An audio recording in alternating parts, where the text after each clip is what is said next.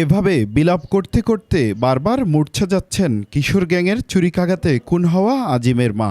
স্বামী মারা যাওয়ার পর 2 সন্তান আর মেয়েদের নিয়ে কোনো মতে খেয়ে দেয়ে অভাব অনটনের সংসার টানতেন তিনি। এতদিনের একমাত্র উপার্জনকারী তার বুকের ধনকে মেরে ফেলায় কি হবে এখন তার সংসারের? আমার ছেলের বাপ নাই, ও বাজি আমি কষ্ট করি আমার ছেলেরে খাওয়াই মানুষ করছি, মানুষের বাসায় কাজ করি। আজকে আমার পুত্র নির্দোষ পুত্রে আমার শেষ করে দিছে।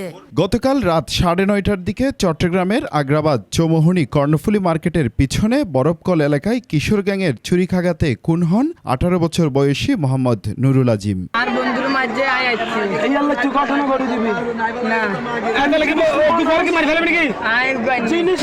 কিশোর গ্যাংয়ের সদস্যরা দেশীয় অস্ত্রশস্ত্র সহ দলবল নিয়ে এসে যাকে হত্যা করতে এসেছে তাকে না পেয়ে সন্দেহভাজন হিসেবে ছুরিকাঘাতে খুন করেন আজিমকে। সেই ঘটনার বর্ণনাই দিচ্ছেন প্রত্যক্ষদর্শীরা। কালকে রাতে 9:30 ঘটনা। ছেলেটা গেছিল বোনের বাসায়, বোনের বাসার থেকে ওকে যখন মারার জন্য চাইছিল, ওর বোন তার ওকে কিছু বাসায় ঢুকে ফেলছিল। বাসায় ঢুকানোর পরে আবার মিস্ত্রি বাড়ি দিয়ে ঘুরে এদিকে আসি, ছেলেটাকে এই বড় সিনের ভিতরে এই জায়গাটায় মানে ছুরি মারছিল। তখন আমি দোকানের ভিতরে কাজ করতেছি, তখন দেখলাম বাইরে কতগুলো পোলা বাইন ওই রকম হাহাকার করতেছে।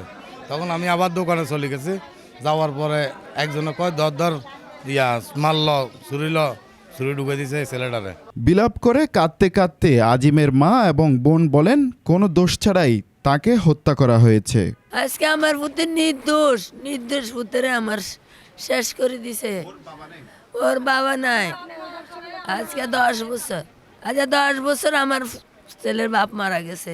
আমি কাজ করি, এও তো করে দূর করছি।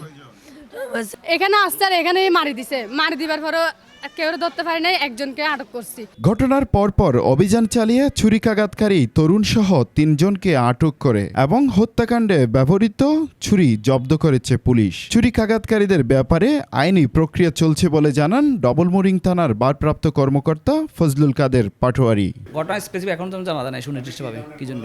আমরা ঘটনা প্রত্যক্ষ সরাসরি 4 জনকে গ্রেপ্তার করেছি, তাদেরকে বিজ্ঞ আদালতে সোপর্দ করা হচ্ছে। বিনা কারণে একজন ছেলেকে এইভাবে নৃশংসভাবে হত্যা করার কঠিন বিচার চান সাধারণ জনগণ।